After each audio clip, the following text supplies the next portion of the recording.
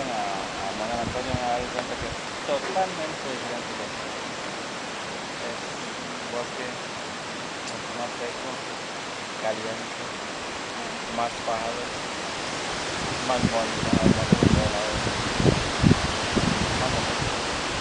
No es que hay más